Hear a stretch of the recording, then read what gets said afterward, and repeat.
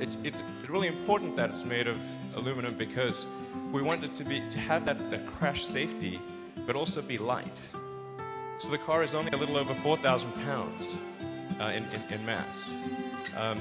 And that allows it to be agile and quick and not feel heavy. The basic car can do sort of 0 to 60 in about 5.6 seconds.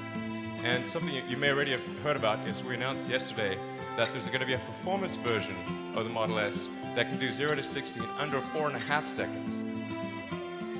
And that'll be available from start of production middle of next year.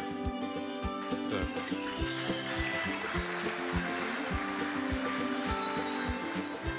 You know, just to put that into perspective, that's better acceleration than a basic Porsche 911, and it's a 4-door electric sedan, so not bad. But acceleration is just one metric.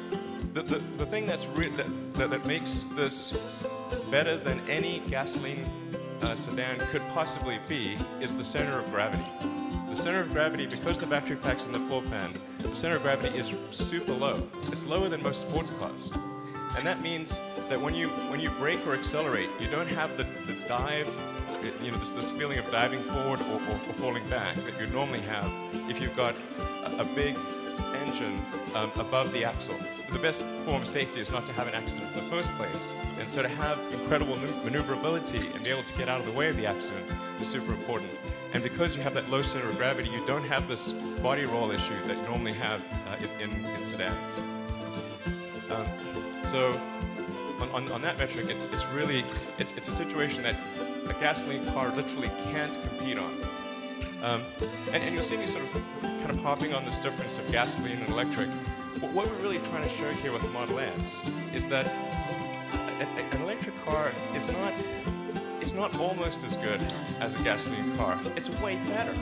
I mean, that's the thing that we have to show to the world. I mean, you see all these articles and so-called experts, and you know, in some cases they're just sort of your typical naysayers. In some cases they're funded by the oil companies and they have nefarious objectives in mind, and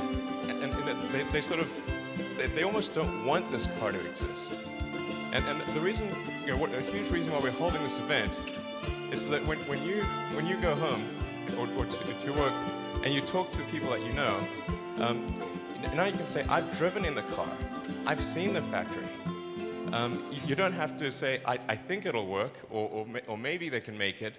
You've seen the actual product, you've seen how it'll get built, and you know with absolute certainty, this is the real thing.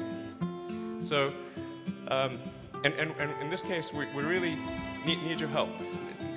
Not for Tesla, but for electric cars in general. There's always a danger that the electric car revolution could stall out. That people could say, well, you know, it was a nice try, but you know, they couldn't make a go of it. So, you know, let's sort of abandon the whole electric car idea and go back to fossil fuels. We cannot let that happen. And that's really what this is about.